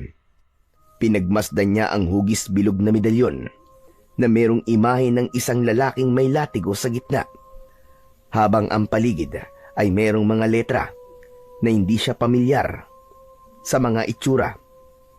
Tinanggap niya ang medalyon habang nagpatuloy ang matanda sa pagpapaliwanag tungkol sa medalyon. Sabihin ng 4 klabyo ay 4 na kalikasan na nagbabantay sa sino man tao na magtataglay nito laban sa mga aswang na harimodon. Magkakaroon ka ng proteksyon laban sa bala, talim, at sa mga espiritu na nagtataglay ng malalakas na kapangyarihan. Ngunit merong kahinaan ng medalyon. Hindi ka pwedeng masugatan ng kanilang mga kuko dahil mababawasan nito ang bisa ng proteksyon. At sa unang paglapat ng medalyon sa katawan mo, pagagalingin ito mga sugat mo. Kaya sige na, isuot mo na at pagbasdan mo ang mangyayari sa katawan mo. Isinuot na nga ni Baron ang medalyon, kasabay ng biglang pagsagi sa isip niya na kailangan niyang mailigtas ang ibang mga kasamahan sa kamay ng malupit na si Commander Lawin, at magagamit niya yon para labanan ang pinuno ng mga aswang. Nang lumapat ang kwintas sa kanyang dibdib, ay naramdaman niya ang kakaibang lakas ng enerhiyang bumalot sa kanyang buong katawan. Nang makita niya na unti-unting nawala nga ang sugat niya, nagtataka siyang napatingin kay Lolo Isko. Lalo na ang pumalit sa sugat niya ay isa na lamang marka. Diyos ko! Totoo po ba to? Totoo ba itong nakikita ko? Naging peklat na lang ang sugat ko. Kagaya ng mga sinabi ko kanina, magagamit mo ang medalyon laban sa mga nilalang na hindi nakikita ng mga ordinaryong tao. Tulungan mo ko, Tenyente. Palayain mo ang kabuntukang ito at ang mga baryo sa paligid ng lugar na to mula sa kamay ng malulupit na nilalang na unti-unting pumapatay sa mga taong naninirahan dito. Ang lugar na ito ay dating tahimik at masaya ang pamumuhay. Pero magmula na mabuksan ang lagusan, ay hindi na nagkaroon ng katahimikan ng lugar na ito. Sirain mo ang portal. Patayin mo silang lahat. Pagkatapos magpaliwanag ni Lolo Isko, ay yumuko ito para kunin ang baul sa silong ng katre na kinahihigaan ni Baron. Hinila ng matanda ang bagay na yon at binuksan. Lumantad sa kanyang paningin ang kakaibang latigo. Kinuha yon ng matanda, saka ibinigay sa kanya. Ito ang plagrom o latigo na may tinik na bakal na nagmula pa sa bansang Romano. Ibinigay ito sa akin ng isang sundalo na iniligtas ko noon. Matagal ko nang iniingatan at nagamit na sa maraming labanan ang sandatang yan. Mas malupit pa yan kaysa sa baril, sapagkat kapag tumama ito sa katawan ng harimodon, mawawasak ang kanyang laman at masusunog. Dati akong sundalo na tinalikuran ng tungkulin dahil mas nais kong mamuhay sa baryong ito ng tahimik. Iniwan ko ang anak ko dahil sa sandatang yan. Ayoko na balang araw ay malagay sila sa panganib sa oras na malaman nilang manunugis din ako ng aswang. Natakot ako na baka sila naman ang balikan ng mga kalaban ko. Ngunit bigla akong ginambala sa lugar na to. Marami ang namatay sa aking harapan. Pero teka, Lolo Isko. Kung may kakaya naman po pala ang sandatang ito at ang medalyon, bakit hindi niyo po ito ginamit laban sa kanila? Anong nangyari? Sapagkat naduwag ako nang makaharap ko ang alimaw sa loob ng bilog na liwanag. Kitang-kita ko kung paanong hinigop ng nilalang ang katawan ng mga tao. Dumikit ang kanilang dugo sa puno at naglaho na parang bula ang kanilang mga katawan. Kung ganun, ang sinasabi niyo pong liwanag ay siyang nagbabantay sa mga rebelde, ganun ho ba? Nakuha mo. Kaya umaasa ko na ang tapang mong yan ay magagamit mo laban sa kanya. Paano ko po siya malalabanan? Kailan po siya lumilitaw? Kapag napatay mo na si Commander Lawin, basta na lang siya lumilitaw nang hindi mo inaasahan. Isang malalim na buntong hininga ang pinakawalan ni Baron. Takot ang kanyang naramdaman, subalit kailangan niyang maging matatag para sa mga bihag na kailangan niyang iligtas. Pero, bakit po ako? Bakit ako, Lolo Isko? Dahil nakita ko sa iyo ang mga katangian na dapat taglayin ng isang bagong tagapangalaga ng medalyon. Kailangan mo kumilos kagad bago pa maging huli ang lahat. Nasa panganib ang mga kasama mo. Tama ho kayo. Kailangan ko po silang mailigtas. At maraming salamat po sa tulong niyo. Maraming salamat po sa medalyon at sa sandatang ito. Mabilis na tumayo si Baron. Agad niyang kinuha ang latigo na may tinik na bakal.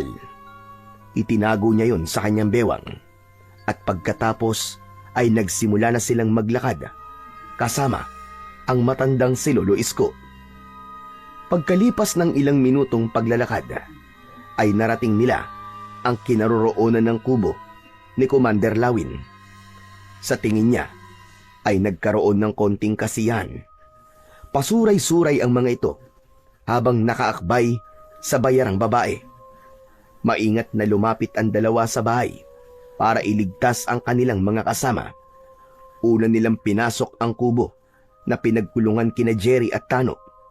Walang malay ang mga ito dahil sa pinsalang tinamo mula sa pagkakabugbog sa kani-kanilang katawan. Tano, gumising ka! Tano!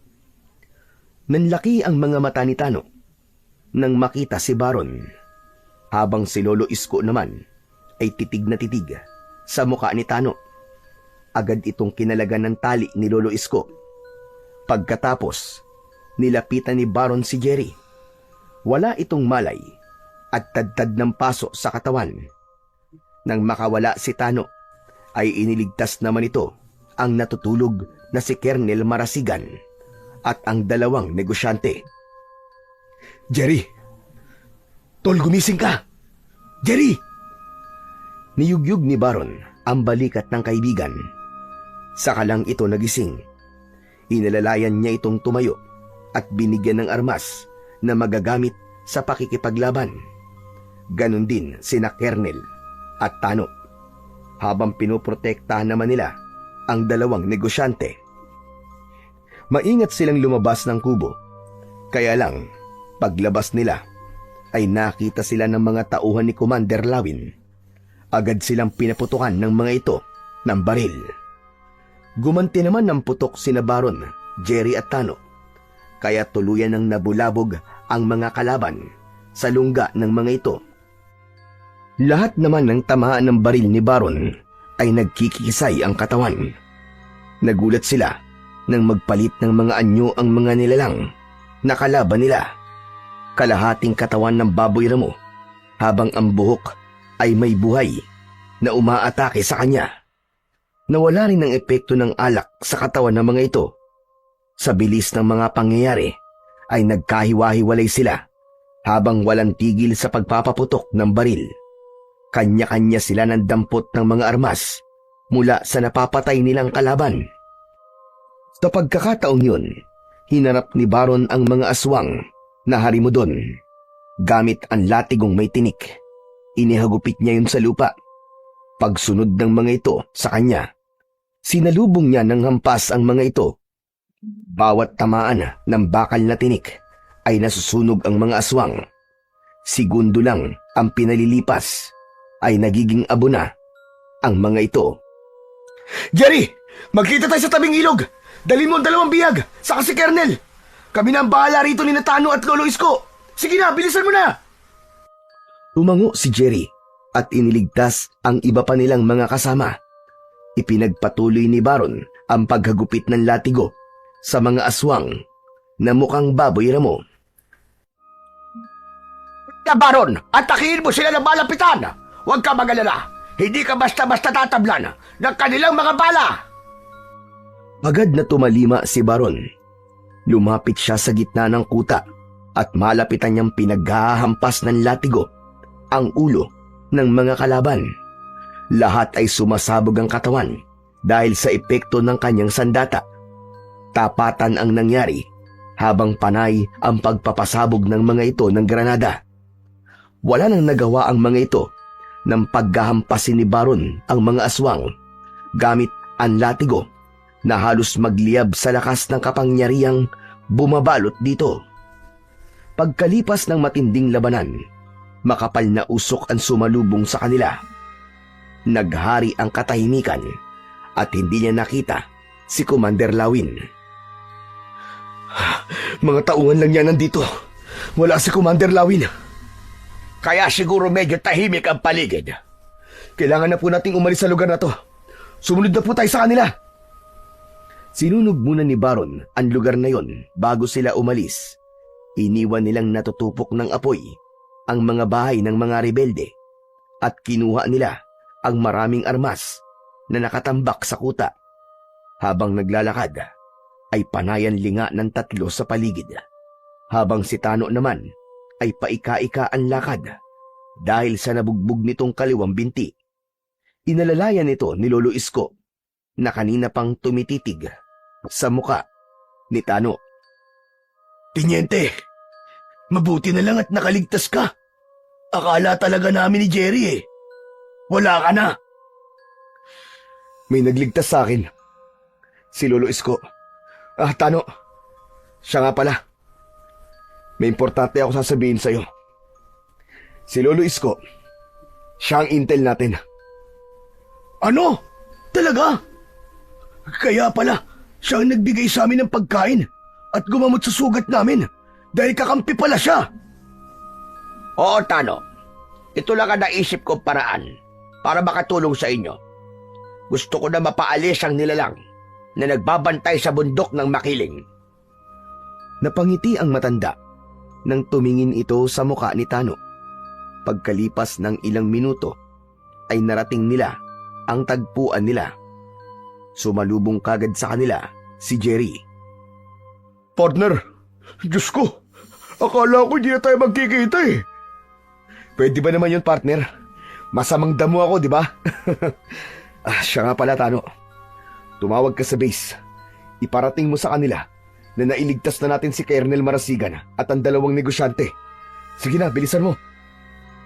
Agad na kinuha ni Tano ang radyo na nasa likod ng isang sundalong kasama nila. Sinimulan nitong makapag-ugnayan kay Major Romero. Eagle 5, Eagle 5. This is Eagle 1. Eagle 5. This is Eagle 1, come in. Narinig nilang lahat ang boses ni Major Romero at sinabi nitong naririnig nito ang tawag ng kanilang pangkat. Major, kasama na po namin sina Colonel Marasigan at ang 2 negosyante. Pero marami po sa mga tauhan ni Teniente Jerry ang namatay. Dahil nahuli po kami habang sumusugod sa kampo ni Calando. Kasama po nila si Commander Lawin. Mabuti na lang po, at nakatakas ang buong team. Nagtanong si Major kung nasaan na lokasyon sila at mabilis naman na ipinaliwanag ni Tano kung nasaan bahagi sila ng bundok ng Makiling.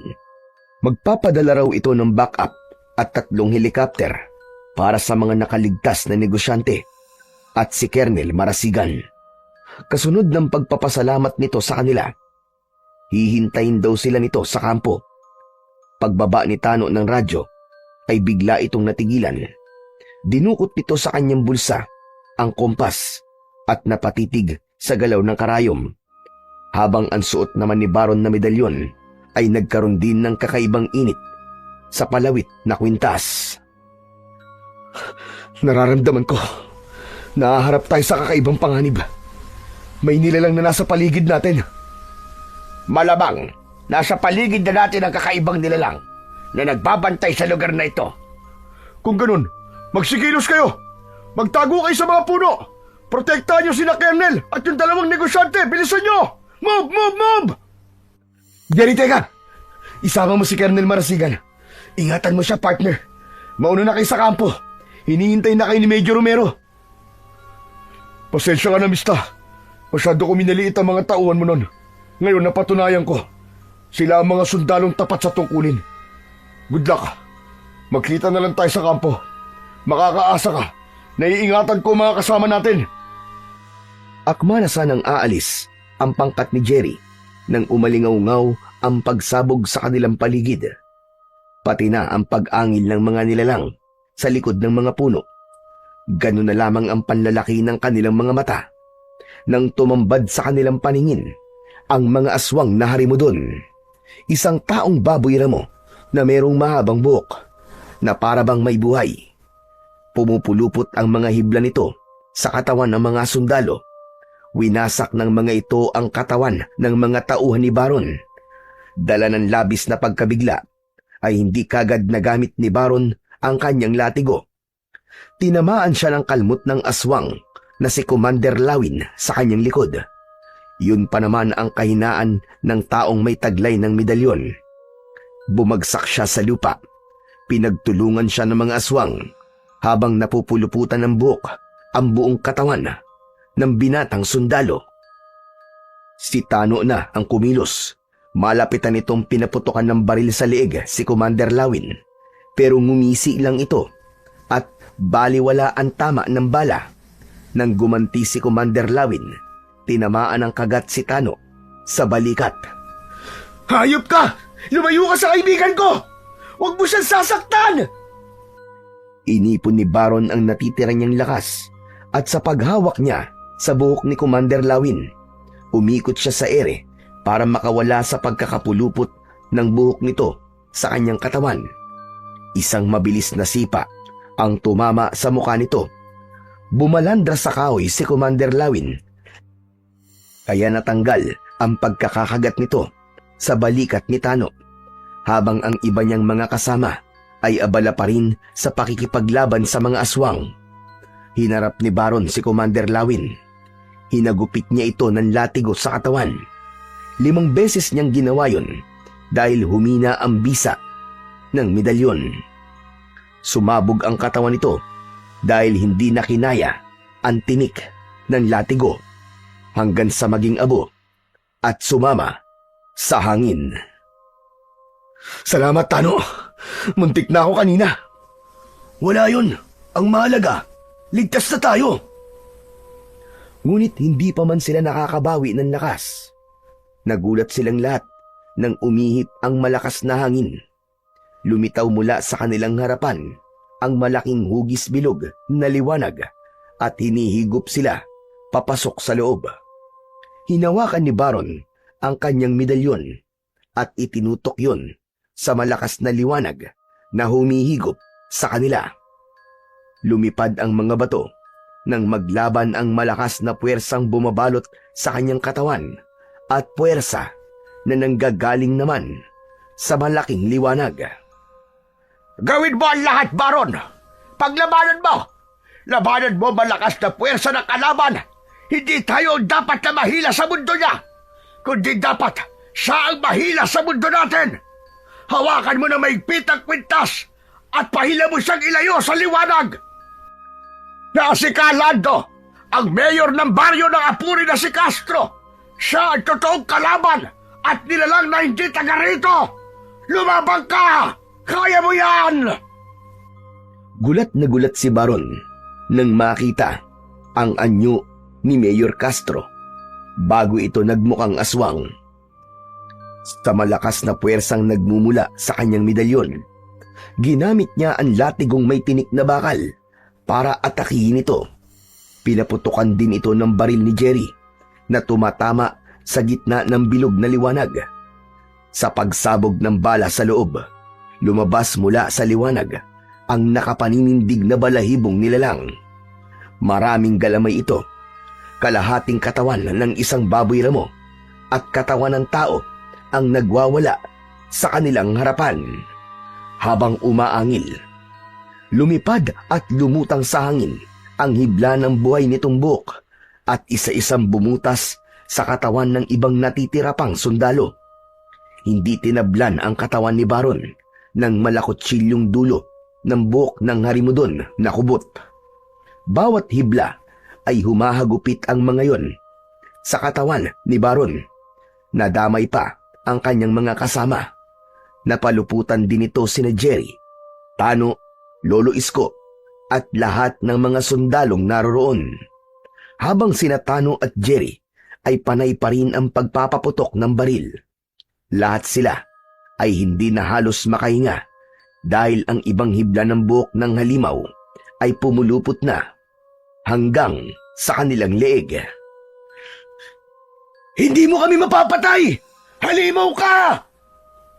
Lolo Isko, anong sunod kong gagawin? Masyado siyang malakas! Tano, ang kompas! Itutok mo sa kanya, kasabay ng medalyon ni Baron at latigo! Sige na! Gawin nyo na! Kasabay ng pagsigaw ni Lolo Isko, itinapat ni Tano ang hawak na kompas sa muka ng halimaw na harimudon. Habang nangyayari yun, bumalot ang malaapoy na liwanag sa katawan ni Baron at nagkaroon ng pinagsanib na puwersa ng medalyon na tumama sa muka ng aswang. Isang malakas na pagsabog ang yumanig sa buong paligid na sinabayan pa ng hagupit ng latigo na may tinik na bakal. Kasunod ng pagluwag ng pagkakapulupot ng hibla ng buhok nito sa kanilang bewang at leeg. Nang nawala ang liwanag, nakita nila ang nagkalat ng mga nagkapira-pirasong katawan ng aswang na harimudon. Nanghihina na bumangon ang mga sundalong nasaktan sa labanan, habang ang iba naman ay nasawi sa pakikipaglaban sa aswang. Nilapitan ni Jerry si Baron at kinamayan bilang pagpapakita ng pagbati. Ayos bro, tagumpay ang misyon natin. Binabati kita. Paano ba yan? Tuloy na ang pagiging ninong mo sa anak ko, ha? Naisingit mo pa yan, ha? Siyempre naman, Tenyente Arellano. Kumpare na, kasangga pa. Sabay na nagtawanan ang magkaibigan, habang si Tano naman ay nanatiling nakatayo at hawak ang nasirang kompas. Nilapitan naman ito ni Lolo Isko. Ang akalang walang silbing agibat. Malaki pala ang maitutulong sa ganitong sitwasyon. Nagulat ako.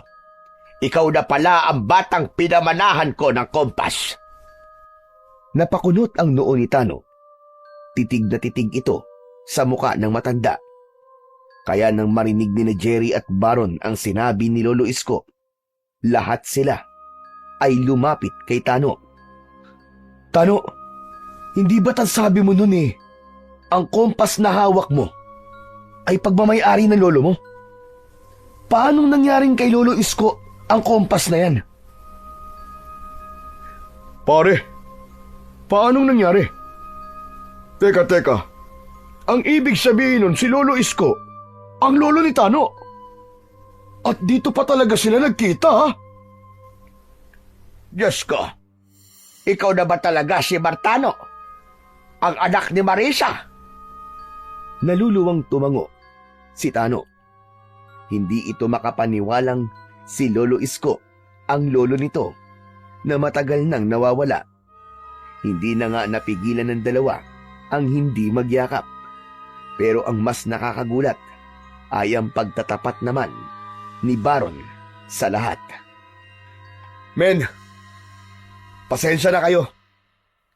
Hindi lang si Tano may tinatagong pamilya sa pangkat natin. Pambira, ngayon pa ba tayo magkakalabasan ng mga impormasyon sa buhay natin? Oo, ipinapakilala ko sa inyo ang aking ama, si Colonel Marasigan. Hindi lahat nakapagsalita.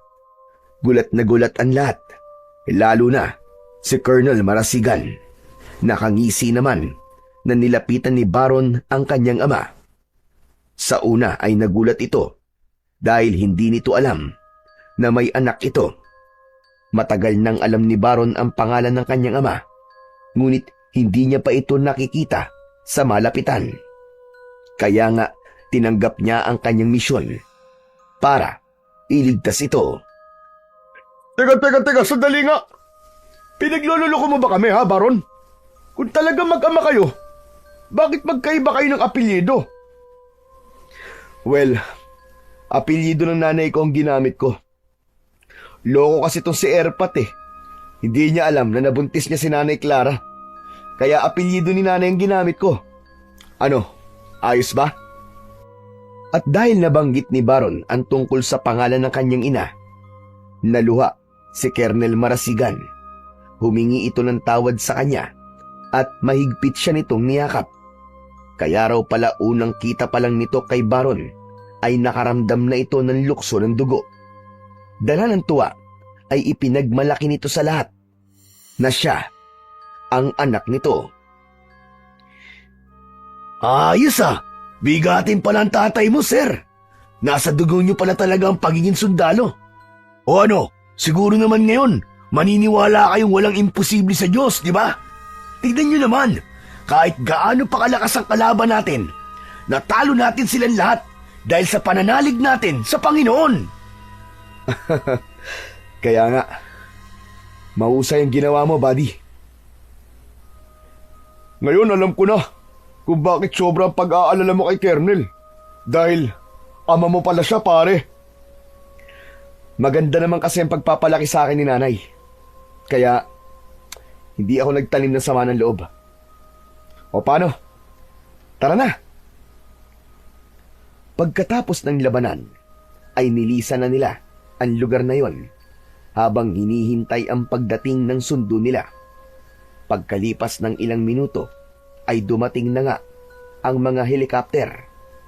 Nang makasakay sila at umangat ang sasakyan sa himpapawid, saka lang nakahinga ng maluwag si Baron. Masaya niyang pinagmasdan ang dalawang negosyanteng nailigtas nila, kasama ang kanyang ama. Ganon din sina Jerry at Tano na hindi makapaniwalang nakaligtas sila sa malaimpyernong lugar na yon.